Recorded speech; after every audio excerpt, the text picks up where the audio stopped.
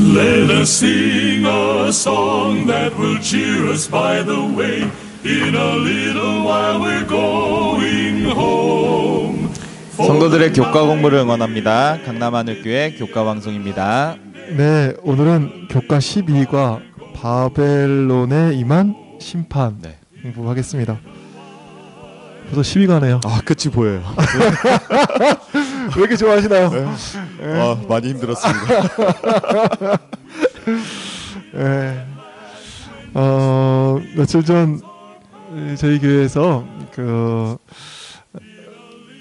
강남 정몽리 신앙 유적지를 다녀왔어요. 네. 하늘 향해 걷기회라는 그 모임에서 엄청 돌아다니시더라고요. 네. 아주 뭐 진짜 춘천에 이렇게 아름다운 데가 많은지 새삼 놀라고 있습니다. 근데 저희가 이번에 좀 특별한 3.1절을 맞이해가지고 정몽리 신앙 공동체의 유적지를 다녀왔는데, 정몽리 신앙 유적지의 연역이 이렇게 여기 써 있더라고. 잘 보이시지 않으실 텐데, 여기 보니까 1943년 9월 15일에 신태식, 반내현 선생을 위시한 여러 명의 선발대가 도착해가지고 이제 운막을 건조했다는 거예요. 그리고 1943년 12월 초에 일제 탄압 중에서 산속에 숨어가지고 연말 기도주일 및 사경회를 했다는 거예요. 와. 그리고 민족 독립과 해방, 교회를 위한 간절한 합심 기도를 이렇게 했다 그러더라고요. 이 다음에 우리가 할 수 있을런가 모르겠는데, 이렇게 뭐 어려울 때 이렇게 좀 유튜브 방송을 몰래 숨어서 이렇게 저희도 그래야 된다고 계속 나오긴 하는데. 네.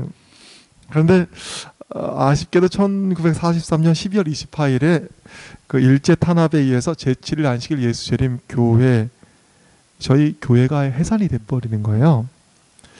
그런데 놀라운 것이 1944년 5월 중순에 교회가 해산되고 난 다음에 3명에게 침례를 베풀었더라고요. 노사라, 오명숙, 지현각. 제 복음의 위대함을 새삼 느끼고 왔습니다. 그 어려운 때에도 복음이 전파되고, 그 어려운 때에도 복음을 받아들이고 침례받은 사람이 있는 거예요. 놀랍더만요. 지금 뭐 복음 전파하는 것이 어렵다고 하잖아요. 그럼에도 불구하고 구원받을 백성이 지금도 있는 것입니다. 우리가 좀 힘냈으면 좋겠습니다. 그런데 재미있는 걸 제가 끝에서 좀 봤어요. 이 얘기 하려고 좀 이렇게 길게 얘기했는데, 맨 끝에 이런 얘기가 있더라고요. 1945년 8월 22일에 해방 소식을 듣고 감사 기도를 드린 후 하산함. 가로 열고 경춘선 철도 직원이 알려줌.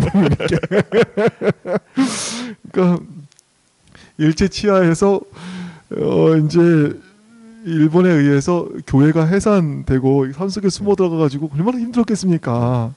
그런데 이 사람들이 일본이 항복한 걸 몰랐던 거예요.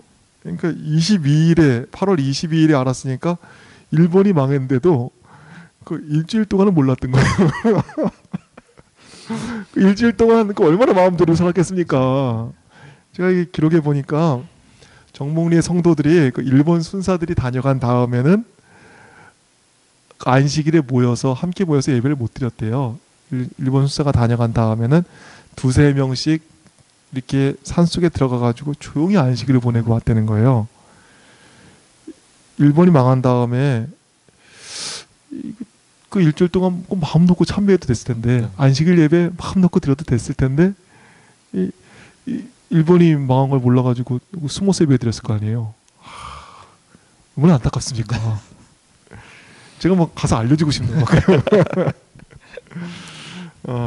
그 일본이 망한 거를 알려준 그 경춘철도 직원이 아니었으면 어떡할 뻔했어요. 진짜. 소식이 그렇게 중요하더만요. 제가 오늘 일본이 망한 걸 알려준 그 경춘선 철도 직원의 마음으로 오늘 이 자리에 나왔습니다. 우리를 핍박하고 어렵게 하는 바벨론은 저 일본 제국주의 일본처럼 망하게 될 것입니다. 우리는 시간이 지나서 아는 게 아니라, 근데 어떻게 알아요? 미리 하는 것입니다. 미리. 일본이 망하는 걸 알을진데 친일파 노릇할 사람이 없잖아요. 일본이 망한 것 이상으로 이 바벨론이 뭐 번성하지만 바벨론은 망하는 것입니다. 오늘 공부가 정말 멸망할 바벨론의 반대편에 서게 하는 그러한 생명의 공부가 되기를 바라겠습니다. 네. 뭐 요한계시록 공부하는 이 일기가 이제 12가 정도 되니까 정말 네. 내용이 네, 뭐 끝을 향해서 달려가고 있다고 그러네요. 봐야 되는데 그렇게 계속해서 좀 강하고 핍박하고 세 보이던 바벨론이 오늘은 거기에 임하는 심판에 대해서 공부를 하게 되겠습니다. 그러면 그 하나님을 대적하고 또 하나님을 믿는 백성들을 이 핍박했던 이 바벨론이 뭔지 저희가 딱 네. 그것을 알아야 할 텐데요. 이 계시록 17장과 18장에는 이 바벨론의 또 이 바벨론이 무너지는 것을 말하고 있습니다. 이 17장에서는 이 바벨론이 어떤 존재인지 좀 더 구체적으로 설명을 하고 있습니다. 월요일 소지를 보시면 큰 음녀 바벨론이라고 나오는데요. 계시록 17장 5절 말씀입니다. 그 이마에 이름이 기록되었으니 비밀이라 큰 바벨론이라 땅의 음녀들과 가증한 것들의 어미라 하였더라. 여기 지금 상징으로 음녀가 나옵니다. 네. 그러니까 계시록에서 계속해서 여인은 이제 하나님의 백성을 상징하죠. 그러니까 계시록에서도 하나님의 진실한 백성을 정결한 여인이다 이렇게 묘사하고 있습니다. 근데 여기는 음녀가 나오는 걸 봐서는 교과에서 이야기하는 대로 이제 배도한 거짓 교회를 상징한다고 네. 볼 수 있습니다. 또한 이 17장 5절에 보면 이 배도한 거짓 교회인 음녀를 큰 성 바벨론이라 이렇게 이야기하고 있습니다. 이 계시록 17장 1절을 보시면 음녀인 바벨론에 대하여 이렇게 이야기합니다. 또 7 대접을 가진 7 천사 중 하나가 와서 내게 말하여 가로되 이리 오라 많은 물 위에 앉은 큰 음녀의 받을 심판을 내게 보이리라. 그러니까 그 음녀가 물 위에 앉아 있다라고 이제 기록되어 있습니다. 네. 뭐 보통 저희가 계속해서 계시록 공부하면서 물이 상징하는 것에 대해서도 공부를 했는데 이번엔 또 친절히 계시록에 네. 그 물이 무엇을 상징하는지도 천사가 네. 이미 해석을 다 해주고 있어요. 친절한 천사. 네, 17장 15절에 천사가 내게 말하되 네.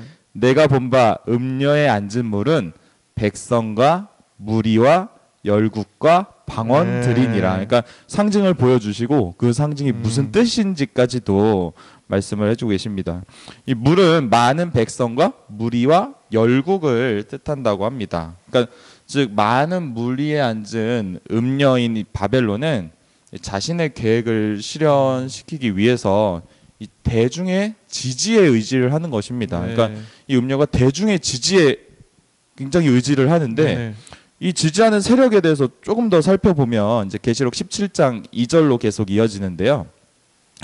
땅의 임금들도 그로 더불어 음행하였고 땅에 거하는 자들도 그 음행의 포도주에 취하였다 하고. 그러니까 여기 보면 이 종말 시대의 음녀, 뭐 다시 말씀드려서 바벨론의 유혹에 넘어가는 이 뭔가 부정한 관계를 맺는 두 무리가 이 17장 2절에 나옵니다. 첫 번째로는 땅의 임금, 왕들이 나오죠. 그러니까 왕은 정치 세력들을 말한다고 볼 수 있겠습니다. 그러니까 음녀인 타락한 이 거짓 교회가 왕들, 정치와 손을 잡는 것입니다. 예전에는 정치와 종교는 분리가 되어야 된다 이런 얘기가 있었는데 네. 여기서는 오히려 이 정교 분리가 아니라 정교 연합의 일을 하게 됩니다. 이 음녀와 부정한 관계를 맺는 두 번째 무리는 성경절에 보시면 땅에 거주하는 자들, 네. 즉 지배를 받는 대중을 일컫습니다. 교과에 나오는 말씀을 읽어드리면 일반의 대중은 바벨론의 거짓 가르침과 행습에 도취되어서 바벨론이 자신들을 보호해 줄 것으로 믿도록 기만을 당합니다. 술에 취하면 생각하거나 판단하기가 쉽지 않습니다. 신실한 남은 백성을 제외하고 온 세상이 바벨론의 미혹을 당할 것입니다. 그러니까 신실한 남은 백성을 네. 제외한 온 세상이 다 바벨론의 미혹을 당한다는 말씀이 있습니다. 이 정치력에 대해서 조금만 더 살펴보면요. 이 월요일 소지에 음녀가 무엇을 타고 있습니다. 그 무엇을 탔는가 봤더니 붉은빛 짐승을 탄 것으로 나옵니다. 계시록 17장 3절. 곧 성령으로 나를 데리고 광야로 가니라. 내가 보니 여자가 붉은빛 짐승을 탔는데 그 짐승의 몸에 참람된 이름들이 가득하고 7머리와 10뿔이 있으며.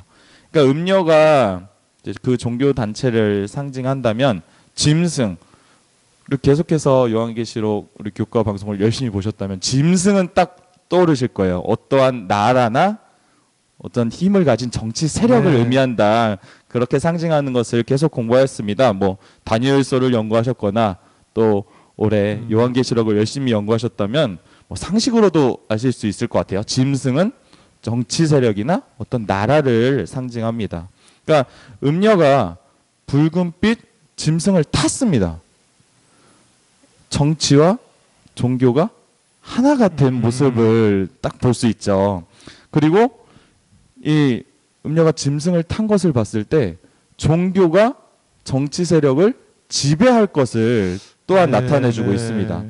사실 이 정도 말씀을 드리면 이제 계속 들으시다가 그래서 그러네요. 바벨론의 정체가 그렇겠구나 이제 어느 정도 드러나실 거예요. 그렇죠. 여인은 하나님의 백성이라고 하고 네. 음녀는 배도한 거짓 교회다. 네. 거기에 대중의 지지를 받는데 네. 정치에는 정치 위에 군림하는 어떠한 힘을 가진 종교 세력. 어딜까요? 로마 가톨릭 좀 비슷하네요. 네, 느낌이 아마 이제 좀 나실 것 같아요. 네, 맞습니다. 근데 이 음녀가 뭐 정체를 다 안 드러내잖아요. 네. 치장을 합니다. 그래서 보니까 계시록 17장 4절 5절 보시면 그 여자는 자줏빛과 붉은빛 옷을 입고 금과 보석과 진주로 꾸미고 손에 금잔을 가졌는데 가증한 물건과 그의 음행에 더러운 것들이 가득하더라. 그 이마에 이름이 기록되었으니 비밀이라 큰 바벨론이라 땅의 음녀들과 가증한 것들의 어미라 하였더라. 저희 대학 다닐 때 저희 친구들이 그런 말을 했어요. 제가 이렇게 뭐 소개팅이나 이렇게 뭐 이런 거 소개팅 나갔다고 얘기하면 저도 순간 그 생각했는데 괜찮아요. 하여간 뭐 집사람이 마음이 너그러우니까. 근데 뭐 소개팅을 이렇게 나갈라 치면 뭐 그런 얘기를 했어요. 야, 대근아, 그 속지 마라 화장빨에 그리고 다시 보라 뭐 조명빨 뭐 이렇게 얘기를 해서 그래가지고 속지 말라 화장빨 다시 보라 뭐 조명빨 뭐 이런 얘기를 했는데 요즘에는 이게 뭐 외모에 대해서 얘기를 하면 또 이렇게 하여튼 뭐 이게 네, 좀 조심스러움 때려가지고 예전에 친구들이 그랬다는 거죠. 근데 그와 같이 여자가 뭐 꾸몄다는 네. 거예요. 뭐 저희는 이게 화장 뭐 조명 이거 잘 모르잖아요. 모르는데 이 사람들은 뭐 희한하게 꾸몄어요. 보니까 옷을 좀 좋게 입었네요. 붉은 옷을 입고 금과 보석과 진주로 꾸미고. 그러나 아무리 꾸민다 할지라도 이 여인의 정체가 드러납니다. 우리 17장 6절 보실까요?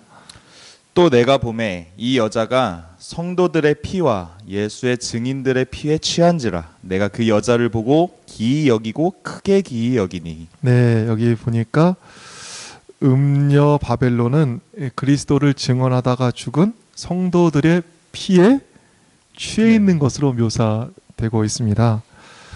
진리에 충성됐던 수많은 성도들의 피를 흘렸던 세력 누구죠? 역사에서 로마 가톨릭. 네. 요한계시록은 중세에 배도한 그 기독교와 교황권이 종말 시대의 바벨론과 연결되어 있음을 분명히 하고 있는 것입니다. 나이테를 보면 나무가 몇 년짜리인지 알잖아요. 네. 지나간 이력을 보니까 음녀 바벨론이 어디인지 딱 드러나는 것입니다. 수많은 주님의 성도들의 그 피를 흘려서 그 피에 취했던 세력 어디입니까? 로마 가톨릭. 정치와 연합하고 우리 또 오구성 선생님이 말씀해 주신 대로 정치 위에 있고 또 대중의 지지를 얻은 세력 어디입니까? 로마 카톨릭. 네. 참 아무리 좀 치장한다 그래도 이게 참 지나간 과거가 할 일이 또 지금 하고 있는 일이 뭐 이렇게 빼도 박도 못하게 하는 것 같아요. 네, 너무 들어맞는 게 많아서 사실 뭐 저희가 강조를 하는 게 의미가 있을까 싶을 정도로 다 이렇게 느낄 수 있을 만큼 어느 한 세력이 딱 지칭이 됩니다. 음료, 이 바벨론이 누군지 분명해지고 있는데요. 화요일 소지를 보시면 이제 그 음료가 탔던 이제 붉은빛 짐승의 정체 또한 좀 자세히 나오게 되는데요. 그렇군요. 계시록 17장 8절의 성경 말씀 먼저 읽겠습니다. 내가 본 짐승은 전에 있었다가 시방 없으나 장차 무적행으로부터 올라와 멸망으로 들어갈 자니 땅에 거하는 자들로서 창세 이후로 생명책에 농명되지 못한 자들이 이전에 있었다가 시방 없으나 장차 나올 짐승을 보고 기이 여기리라. 그러니까 이 붉은빛 짐승은 과거에는 있었는데 시방은 없다가 지금 없어요. 그러니까 장차 무적행에서 올라와서 형벌에 이를 자다 이렇게 기록이 되어 있습니다. 벌써 뭐 어느 정도 특징이 딱 있네. 그냥. 아시겠지만 그래도 조금 더 풀어서 보자면 이 짐승이 겪게 될 생의 이제 세 국면을 가리키는데요. 첫 번째로 이 짐승이 과거에 활동했다는 걸 알 수 있죠. 예언적으로는 저희 42달, 42개월, 1260일 언제 활동했는지 사실 저희는 알고 있습니다. 그리고 지금은 활동하지 않는다. 1798년에 치명적인 상처를 입은 짐승은 뭐 적어도 그 1260년 동안 했었던 것처럼 저희 박해자의 뭐 이런 형태로는 현재는 존재하지 않습니다. 그렇지, 없네 지금은. 네, 지금은 없죠. 하지만 성경 말씀에 보면 다시 나타날 거라는 거는 또 확실하죠. 지금은 살짝 있는 것 같지만 박해자는 없었는데. 네, 아직은 괜찮은데 또 나오는군요. 언젠가 다시 부활한다는 것을 알 수 있습니다. 언제 나올까요? 계시록 13장 때 배운 것 같기도 한데. 멀지 않았던 것 같아요. 계시록 13장 3절의 말씀처럼 이제 그의 머리 하나가 상하여 죽게 된 것 같더니 그 죽게 되었던 상처가 나음에 온 땅이 이상히 여겨 짐승을 따르고 저희 함께 공부했던 성경절인데요. 마침내 그 죽게 되었던 상처가 나으면서 이 짐승이 사탄의 엄청난 분노에 또 힘을 입고 함께 부활하게 되는 것입니다. 교과 175페이지의 말씀에 이런 말씀이 있는데요. 이제 이 부활한 짐승 위에 음료 바벨론이 앉았습니다. 다시 한번 종교와 정치 사이에 오래가지 못할 연합이 이루어질 것이며 그것은 중세 시대에 존재했던 것처럼 다시 박해가 일어날 것입니다. 아마 이 방송을 보시면서 뭐 계속 들으시다가 순간 흠칫하셨을 수도 있겠어요. 중세 시대? 뭐 이렇게 생각을 하셨을지도 모르겠습니다. 하지만 그런 중세 시대 같은 때가 분명히 올 텐데 그때 야 놀랍네 하시라고 다시 한번 그 말씀 읽어드리면 이제 이 부활한 짐승 위에 음녀 바벨론이 앉았습니다. 다시 한번 종교와 정치 사이에 오래 가지 못할 연합이 이루어질 것이며 그것은 중세 시대에 존재했던 것처럼 다시 박해가 일어날 것입니다. 우리 교과의 말씀이 있습니다. 뭐 이제 이 종교 세력이 이 정치적 권력까지 세상의 권세까지 갖게 되는 모습을 보게 되는데요. 수요일 소지를 보시면 이 짐승에 대해서 좀 더 구체적으로 나오고 있습니다. 근데 시간이 막 가고 있네요. 15분 지났다고. 그래도 지난번보단 나은 것 같아요. 제가 좀 이게 좀 너무 길어지니까 여러분들이 힘드셔가지고 좀 짧게 하도록 노력하겠습니다. 지난번보단 나은 것 같아요. 야, 근데 우리 장로님께서 이제 포기하셨는 줄 알았더니 그래도 소망해가지고 깜빡깜빡하시고. 지난주에 안 하신 것 같아요. 박사님 감사합니다. 네, 저희가 뭐 좀 빨리 끝내도록 하겠습니다. 근데 수요 소지를 보면 짐승에 대해서 나오는데 이게 조금 어렵습니다. 뭐 여러 해석들이 있는 것이 사실이죠. 제레미교회 내에서도. 여기 보면 짐승의 이제 7 머리가 나오지요. 한번 좀 보시면 계시록 17장 9절. 지혜 있는 뜻이 여기 있으니 그 일곱 머리는 여자가 앉은 일곱 산이요 또 일곱 왕이라. 네, 여기 보니까 일곱 머리는 일곱 산, 또 일곱 왕이라고 설명되어 있습니다. 그러니까 뭐 성경에서 산은 세계의 권력, 네. 또 제국을 상징합니다. 또 왕들도 왕국을 뭐 대표하잖아요. 근데 일곱 머리가 어떻게 됐다는 거예요? 10절부터 보시면 다섯은 망하였고 하나는 있고 다른 이는 아직 이르지 아니하였으나 이르면 반드시 잠깐 동안 계속하리라. 전에 있었다가 시방 없어진 짐승은 여덟째 왕이니 일곱 중에 속한 자라. 저가 멸망으로 들어가리라. 이때 이제 요한 시대의 관점으로 보니까 다섯은 이미 멸망했다 이렇게 하고 있습니다. 그리고 하나는 현존하고 또 남은 하나는 이르지 않았다. 뭐 이렇게 쓰고 있죠. 이 나라에 대해서 재림교회 해석가들 사이에서도 일치된 의견이 아직은 나오지 않고 있습니다. 그러나 이 멸망한 다섯 개를 하나님의 백성을 괴롭히면서 멸망한 제국들로 많은 분들이 이해하고 있죠. 그래서 애굽, 뭐 아시리아, 바벨론, 메데페르시아, 그리스라고 얘기하는데 많은 재림교회 우리 성경 주석가들이 동의하고 있습니다. 그런데 하나는 잊고 했습니다. 요한 시대에 있는 나라는 어디죠? 그 시대는 로마 시대였죠. 네. 맞습니다. 여섯 번째 왕국이 이제 로마인 것입니다. 일곱 번째 왕국은 어디일까요? 로마가 멸망한 뒤 나타나야 되죠. 맞습니다. 네.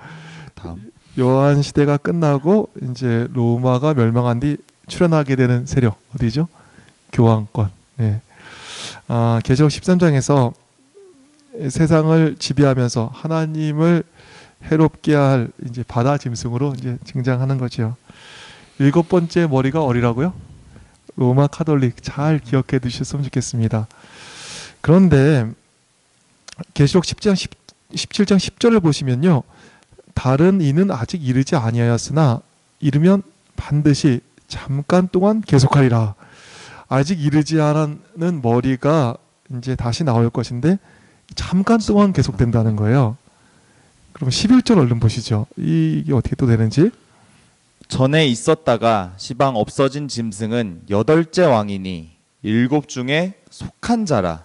저가 멸망으로 들어가리라. 예, 일곱 번째 짐승이 이제 없어지고 난 다음에 나올 여덟 번째 짐승이 있는데 이게 신기한 게 이게 어떤 거냐면 이 전에 있다가 시방 없어진 짐승은 여덟 번째니 이 짐승은 어떠냐 하면 새롭게 나온 게 아니라 일곱 중에 속한 자라 이렇게 했습니다. 그러니까 새롭게 나오는 여덟 번째 이 왕은 어떻다는 거예요? 새로운 짐승이 아니라 일곱 중에 속했다는 거예요. 계시록 13장 13절에서 죽게 되었던 짐승이 다시 나왔잖아요. 네. 어디죠? 로마? 네. 자꾸 말씀을 드리게 되네요. 그러니까 이게 죽었다 살아났다는 게 굉장히 의미가 있는 것 같아요. 그러니까 그 여덟 번째 왕은 이제 뭐 새로 나온 게 아니라 지난 일곱 중에 새로 나왔다 그러니까 뭐 우리가 그 죽었다 다시 살아난 거에 대해서 우리가 여러 번 많이 배웠잖아요. 네. 또 특별히 이 교과에서는 이것을 이렇게 기록하고 있습니다. 한번 읽어주시면 머리들은 시대의 순서를 따르기 때문에 여덟 번째 머리는 죽게 된 상처를 입었던 일곱째 머리여야 한다. 네, 또 이게 시대 순서를 지금 따르고 있기 때문에 여덟 번째는 일곱 번 죽게 되었던 상처를 가 이제 낳은 그 일곱 번째라는 걸 또 교과는 이야기하고 있습니다. 우린 지금 어디 살고 있어요? 지금 보니까 어떤 시대에 살고 있어요? 죽게 되었던 상처가 나아서 이제 치유받고 있는 시대에 살고 있는 거죠. 일곱 번째 왕이 죽게 되었던 상처가 이제 치유돼 가지고 잠잠히 좀 기다리고 있는 이때에 살고 있습니다. 이제 곧 여덟 번째의 세계의 권력이 세상의 종말 직전에 역사의 무대에서 등장하게 될 것입니다. 참 오늘 12가의 이 바벨론에 임한 심판에 이제 바벨론이 어떤 세력인지에 대해서 네. 꽤 오랜 시간 동안 공부하였는데 네. 이제 목요일 소지를 보시면 네. 그 결론이 나옵니다. 그 8번째 왕이 이제 열 왕으로 표현된 세계의 권력들의 충성을 힘입어서 네. 이제 하나님과 대적하러 나갑니다. 저희가 지난번에 이 전쟁, 아마겟돈 전쟁, 인류 최후의 전쟁에 대해서 말씀을 드렸는데요. 이 전쟁이 어떻게 될지 요한계시록에 이미 결과가 나와 있는데 17장 13절 말씀 네. 14절까지 읽겠습니다. 저희가 한 뜻을 가지고 자기의 능력과 권세를 짐승에게 주더라. 저희가 어린 양으로 더불어 싸우려니와 어린 양은 만주의 주시오 만왕의 왕이심으로 저희를 이기실 터이요. 아멘. 또 그와 함께 있는 자들 곧 부르심을 잊고 빼내심을 얻고 진실한 자들은 이기리로다. 아, 8번째 요 짐승 이제 나올 텐데 우리 하나님께서 이기시는군요. 네. 저희가 바벨론에 대해서 살펴보면서 짐승을 탄 음녀 그리고 네. 큰 성 바벨론 또 다른 말로 이제 조금 자세히 설명을 드리면 네. 정치 위에 군림하는 엄청 대중의 지지를 받는 강력한 종교 세력으로 네. 이제 다 알게 되었는데 결론적으로 목요일 소지의 이 성경절을 봤더니 그 세력은 무너지는 것입니다. 이 그러네요. 많은 물을 위에 있다고 한 데서 볼 수 네. 있듯이 이제 백성들의 지지가 온 사람들의 지지가 엄청 강력해 보였지만 뭐 그 바벨론의 운명이 길지 못한 것입니다. 네. 또 엄청 포장을 해서 그럴싸하게 꾸몄더라도 이 과거 성도들의 피에 취했던 이 로마 가톨릭의 정체는 드러나게 되고 바벨론은 결국 무너질 것입니다. 이 전에 있다가 지금은 없고 그러나 다시 올 죽었다 살아난 세력 이 로마 가톨릭은 다시 살지 못하고 이 성경절 말씀에 보면 마침내 끝이 나는 것입니다. 이 7번째 왕인 로마 가톨릭이 다시 살아서 이제 8번째 왕 계시록 17장 11절의 말씀처럼 전에 있었다가 지금 없어진 짐승은 8째 왕이니 그가 멸망으로 들어가리다. 뭐 멸망으로 들어가는 것입니다. 성경 말씀 그대로. 지금 대중의 지지를 많이 받고 있어서 이제 세상 사람들이 또 다 간다고 저희가 그거 보면서 저희도 마음이 좀 혹해서 이렇게 가면 안 되겠습니다. 이 세속이 또 권력이 사용되고 또 그것을 따르지 않는다는 것에 손해가 있을 수도 있습니다. 하지만 수없이 계속해서 반복해서 드리는 말씀은 이 바벨론을 따르면 안 되겠습니다. 우리 처음에 살폈던 것처럼 이제 뭐 일본이 망해서 소식을 늦게 들어서 일주일 있다가 나온 그거랑 다르게 저희는 이 소식을 미리 듣고 있습니다. 이 망한 그 일본처럼 그건 과거지만 이 바벨론은 성경 말씀에 의지해서 봤을 때는 반드시 아무리 힘이 세 보여도 반드시 무너질 것입니다. 네.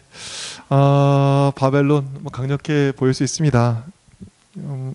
아마겟돈 전쟁에서 어떻게 될까 뭐 마음 졸일 수도 있겠습니다. 그러나 주님의 말씀은 분명하게 우리의 승리를 보장하고 있습니다. 계시록의 말씀, 우리의 승리를 보장하는 말씀, 바벨론의 멸망을 확정지키는 말씀. 다시 한번 읽고 싶네요. 11절 보실까요? 전에 있었다가 시방 없어진 짐승은 8째 왕이니 7 중에 속한 자라 저가 멸망으로 들어가리라. 저가 멸망으로 들어가리라. 바벨론은 망할 것입니다. 그리고 우리는 어떻게 되죠? 14절부터 보시죠. 저희가 어린 양으로 더불어 싸우려니와 어린 양은 만주의 주시오 만왕의 왕이심으로 저희를 이기실 터이요. 아멘. 또 그와 함께 있는 자들 곧 부르심을 잊고 빼내심을 얻고 진실한 자들은 이기리로다. 네, 이 싸움은 틀림없이 우리가 이기는 싸움입니다. 네. 우리 주님께서 만왕의 왕이심으로 저희를 이기실 터이십니다. 그리고 부르심을 잊고 빼내심을 얻어 진실한 자들은 또 이기게 될 것입니다. 승리의 편에 있음을 기억하시고 우리 믿음으로 이 싸움 끝까지 경주하시는 우리 모두가 되기를 간절히 바라겠습니다. 네. 오늘도 박선재 장로님 수고 많으셨습니다. 네, 우리 박선생님께서 요즘에 좀 힘이 나시는 것 같아요. 구독을 좀 여러분들이 눌러주신다고. 아, 효과가 있어요, 그래도. 네. 근데 듣다가 여러분들이 중간에 그냥 다 안 들으시는가 봐요. 구독 어떻게 하면 되죠? 구글 아이디에 가입하고 네. 구독을 딱 누르시면 눌러주시면 돼요. 네. 교회 홈페이지에서는 구독 기능이 없죠. 네. 네. 아멘. 아멘을 눌러주시면 되겠습니다. 네. 저희는 다음 주에 요한계시록 마지막 교과로 다시 찾아오겠습니다. 그때까지 안녕히 계십시오.